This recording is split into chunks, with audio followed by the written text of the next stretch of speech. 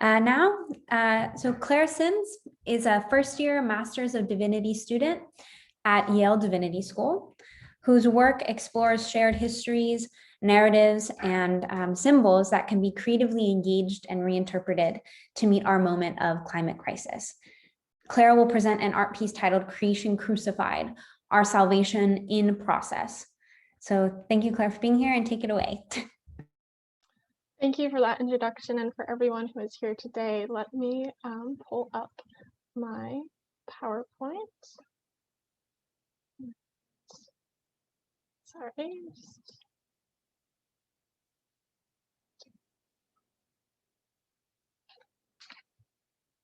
Here we go. So it took a second to pull up. So my project, Creation Crucified, Our Salvation in Process, is primarily an art piece that I created, accompanied by an artist statement interspersed with some theological reflection. And for the bulk of this presentation, I am going to be pulling up that visually for you to look at and then be reading my statement. But since I want your focus really to be on the visual component as I'm reading, feel free to just like scooch my face bubble right out of the corner of your screen if you wish. So I created this project inspired by an assignment in my class, Introduction to Theology, last semester. And on the last day of that class, our professor sent us forth to think about a primary task of theology is continually seeking out and uplifting the voices that are silenced, actively neglected and oppressed in the language, symbols, and narratives that we employ. And I undertook this project particularly wishing to uplift the moment of mass species extinction in which we find ourselves, and which I believe has been neglected in our theological discourse. And in doing so, I decided to focus even further upon North American bird species, 2/3 of which, according to a study by Audubon, are at risk of extinction from climate change. And here you see a slide with just a few of the species that I chose to uplift in my piece. But before I turn to the actual image, which I'll do in just a moment, I want to ask you all to maybe take a posture that is a little bit more contemplative or devotional as I show you my piece, as it is my intention that it speaks as much to your heart as to your head. And in continuity with the theme of this year's conference, I want to ask you to hold a question as I read my statement, and that is this. What are the landscapes and all the lives contained therein which have formed your heart and mind and soul? The places which perhaps brought you here today to attend a conference on placemaking amidst ecological crisis. So without further ado, I will turn to my piece and read my statement. Creation Crucified, Our Salvation in Process. Stand with me at the cross and tell me what you see. Not the cross of atonement, of personal guilt and shame. Not the cross which implores us to believe that Jesus Christ, the only begotten Son of God, sacrificed himself as substitution for the debt of our primordial human sinfulness. Not the cross of promises, promises of our redeemed but distant potential fulfilled outside and beyond the horizons of history. Even if only for a moment, leave those crosses behind. Stand instead with me at the cross of untimely and unjust death, and of such unnecessary suffering. Stand with me at the cross which requires that we see the violence we already live in the midst of differently. Stand with me at the cross and bear witness to the weight of human beliefs, choices, and bodies. The integrity of our biosphere stands on the precipice of collapse. Our collective lives register in the annals of deep time as a geologic force. Stand with me at the cross of creation crucified. 10 years ago, a BP oil rig off the coast of Louisiana exploded, killing 11 workers and spewing an estimated 4 million barrels of oil into the Gulf of Mexico. The event came to be known infamously as Deepwater Horizon. It was springtime, the nesting season for pelicans and an active time for other coastal migratory birds. The fossil record indicates that pelicans have graced coastal marshlands of the world for at least 30 million years. An estimated 1 million coastal bird species across the Gulf of Mexico died as a result of Deepwater Horizon. 4 million barrels of oil, 1 million birds. Comprehension of the collective devastation, the individual lives lost woven into those numbers, remains elusive. In Genesis 1, God said, "Let the waters bring forth swarms of living creatures, and let birds fly above the earth and across the dome of the sky." So God created the great sea monsters and every living creature that moves of every kind, with which the waters swarm, and every winged bird of every kind. And God saw that it was good. God blessed them, saying, "Be fruitful and multiply, and fill the waters in the seas, and let birds multiply on the earth." Be fruitful and multiply, and fill the waters in the seas, and let birds multiply on the earth. And let birds multiply on the earth. When I chose to depict creation crucified, I did not know that I would choose to depict Pelican Christ, or that I would focus on bird species at all. I really only knew one element of what I wanted to convey because I believe it more deeply than anything to be true. The entire world is the site of the incarnation. Christ inheres in life itself. The blessing-giving God of Genesis 1, who makes clear the essential goodness of creation and living creatures as they multiply and fill the land, water, and sky, seems to hint at this hidden wholeness. But the vision of flourishing life in the Holocene we receive in Genesis 1 does not fit anymore. Not in our chapter, the Anthropocene. In this chapter, we are living through a human-induced mass extinction event. When I chose to depict creation crucified, I could have chosen from literally thousands of species. But it just so happens that Pelican Christ was already haunting me in the images of Deepwater Horizon, which, if you saw them, you would want to forget. It is precisely in response to this impulse, to avert our gaze from that which we would rather not see or face or know, that I chose to create this image in the first place. Because I believe that we should be haunted.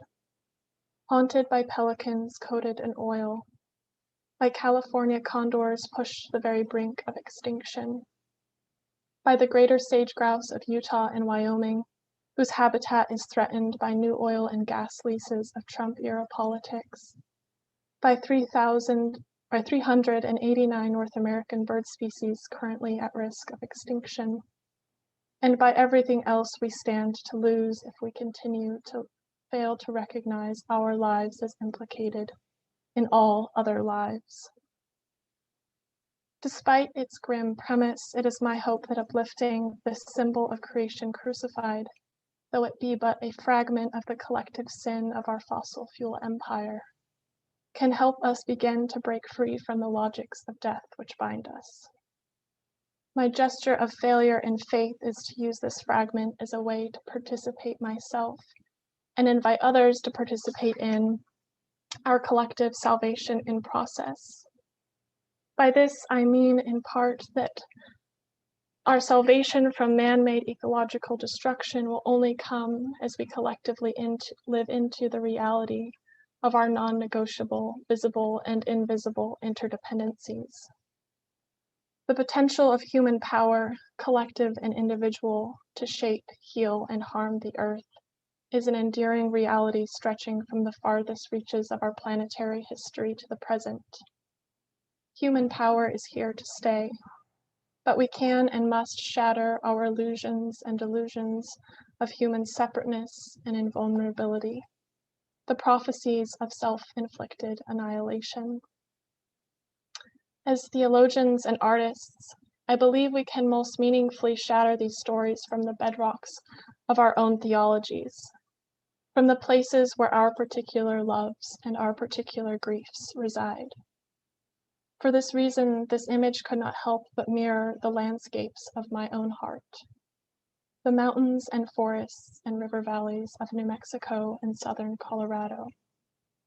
It is here in the watershed of the Rio Grande where I learned that we must listen to voices that speak to us in a language beyond words.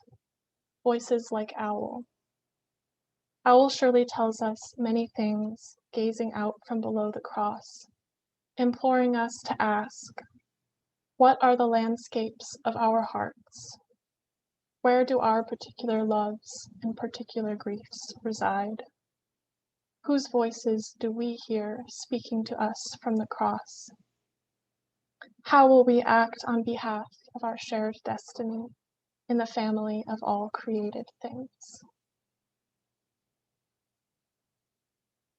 And that is an abbreviated version of my statement, so I will share the full version in the chat if anyone is interested.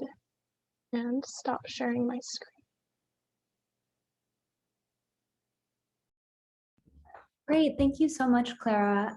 I'm really struck by the imagery in your piece because it reminds me of my own home landscapes, like the LA River and seeing blue herons in this like concrete kind of jungle. And I'm wondering if you could speak further to the images that you said haunt us and how through art we might be haunted yet not shamed, to an incentive, and that might be an incentive for us to mobilize around change. Yeah, absolutely. I think that can be a fine line, certainly, invoking shame. I think really I wanted to uplift that the fact that we have to engage with these species and their states of vulnerability in order to really enact ourselves in the relationship that we already have with them, but which I think we actively deny in our language and in the actions that we take. So it's my experience that in the process of kind of getting past the initial shock and impulse to look away, that we actually kind of paradoxically can enter into a relationship of joy as we act from a place of love on behalf of this world that we share.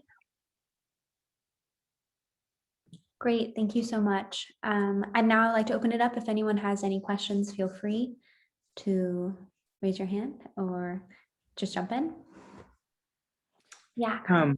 Clara, thank you so much for your paper.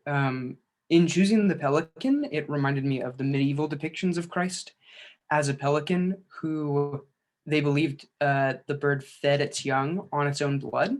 I'm wondering, what do you think about the way that reflecting upon this creation crucified causes us to reimagine our Eucharistic theologies in the Christian context?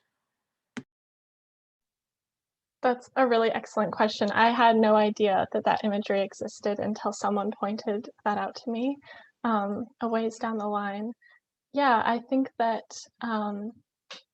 I certainly understand, as I said in my statement, sort of cosmic incarnational reality. So I think that that has implications for all of our liturgies, Eucharistic and beyond. And I don't know exactly what that looks like, but I think that's a really rich and creative place for inquiry.